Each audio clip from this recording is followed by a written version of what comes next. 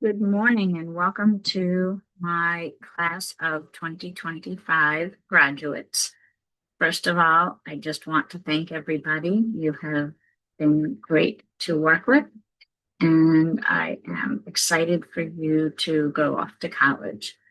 So, I am going to be making a series of three different short videos on what I call College 101, Making the Jump with Confidence.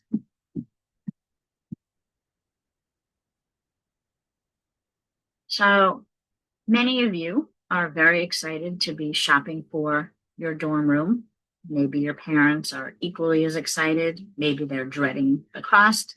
But a couple of things, obviously, depending on the school, different items are included. But let's assume the basics: bed, desk, closet. Sometimes you have the ability to rent a refrigerator or a microwave or a combo, but you should probably find out, most importantly, what the school allows in terms of devices. You may not be allowed to have coffee makers. You may be allowed to have coffee makers, but no heavy electricity drawing appliances that could make the entire dorm go dark. So remember, Amazon and many other places will deliver very quickly, so don't go overboard. Of course, when it comes to being in college and living with someone, you may never have lived with somebody you aren't related to. So when you have to fill out a questionnaire that asks if you tend to be somebody who gets up early, don't say yes because you're hoping that will force you to get up early. Be honest. It is up to you. Some people may know people from home and choose to live with them. That can work out. Sometimes it can't. But, the idea of housing becomes very important to students. However, it shouldn't be the most important piece because if you're doing college correctly, you aren't spending a whole lot of time in your room. It certainly should be comfortable. It should feel like a safe place. But when the colleges start making students feel like, well, this dorm is the better dorm because of, all these different reasons, and you don't get into that dorm, trust me, you will be fine. Sometimes you will have a roommate agreement that an RA, the resident advisor, will work out between people.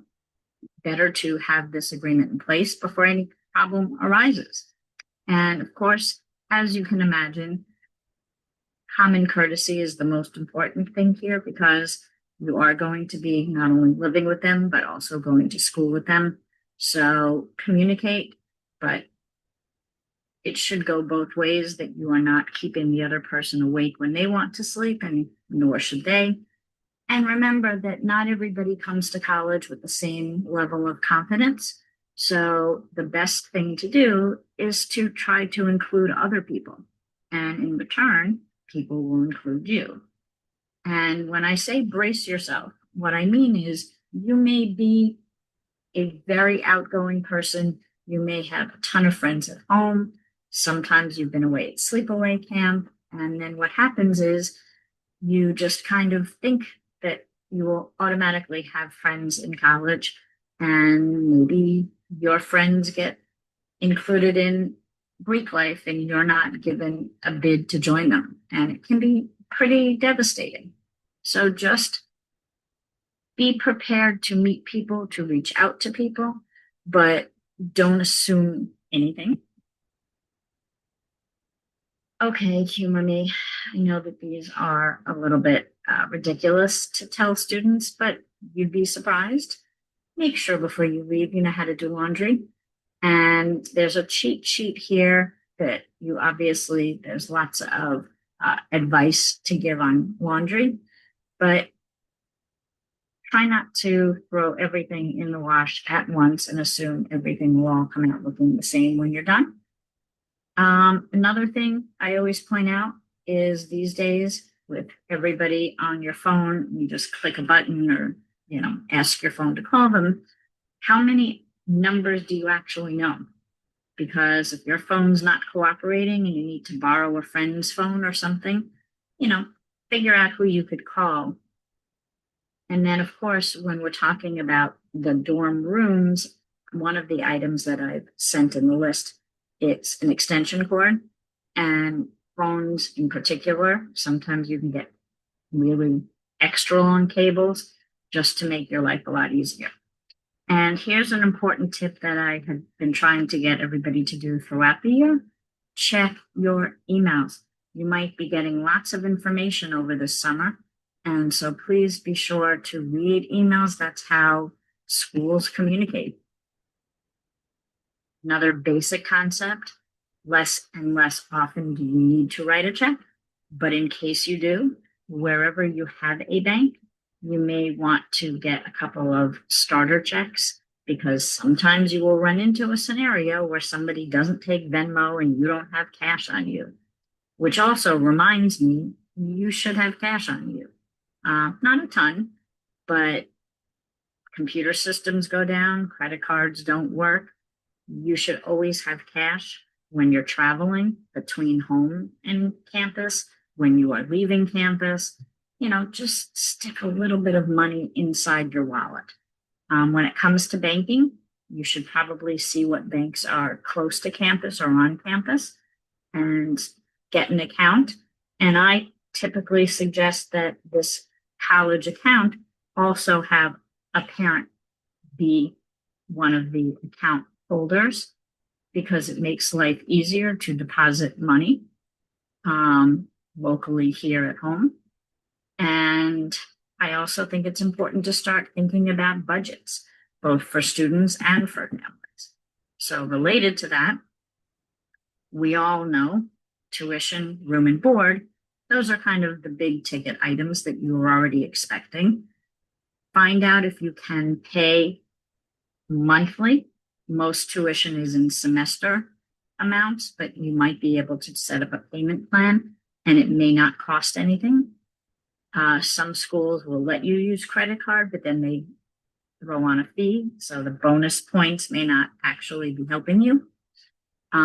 Books, if there's the ability to rent them, that sometimes is the most cost-effective way. But just realize that some books come with some software. And if you're buying a used book, it may not have the software. So you need to look into that. When it comes to food, of course, every meal plan's a little bit different. Some schools will have you roll over any points you don't use, or swipes as they call them. Sometimes they don't. So make sure you understand what happens with your meal plan. When it comes to other money for students, lots of free stuff in college, especially t-shirts, also free food. So that's a great way to get students involved. Pay attention. They'll say they're having an event and all kinds of free stuff. But sometimes you may still need to spend money. Maybe there's a Halloween party and a bunch of you want to get costumes. Maybe those Halloween parties are connected to Greek life. So if you are involved in Greek life, and some schools start that as early as the beginning of freshman year, sometimes it's not until the spring. But fraternal life and sorority life have fees associated. And that can also lead into the future where you may be allowed or expected to live in the school-sponsored housing. And then, of course, there's travel. So depending on where you're going, obviously getting back and forth can cost different things. My reminder again, please, if you haven't already, if you have a flight to go back to school, book that flight for after Thanksgiving now, because that gets very expensive. We don't necessarily know what day you're coming back, but basically you should be prepared to wait until a little bit later in the school year to find out what your teachers are doing, what the school policy is on that Thanksgiving. The rest of the time, of course, if parents are coming to visit for Parents' Weekend, if you haven't already booked travel or hotels, before move-in. Those are the key things to do right now. Coming home at the end of the semester is less of a big deal because you typically have a window of time and it's not the high travel season like Christmas week. So the most important date, honestly, is that Thanksgiving Sunday. Another tip here, lots of my students have never actually filled out an envelope. So here is what you do. Seems pretty basic. You probably don't need to do it a whole lot, but occasionally you may have to send something. For example, maybe if you're returning a textbook that you rented at the beginning of the semester, you will have to send it back. Fun fact also, if you live in a dorm or a place where there is a centralized mail center, and things like packages are not actually brought to your door, please pay attention to the notices that they send you. It's possible a package could be something like, I don't know, a fruit basket. And if you get the notification, especially if it could be, I don't know, fresh fruit, and the notification comes in on a Friday and you figure, I don't have time to go pick it up. Well, when you pick it up on Monday, might not be okay. So please look into that. Okay, so this ends the first session talking about the basics, things that students should know. The next video, we'll start talking about managing stress and helping to protect your physical and mental health.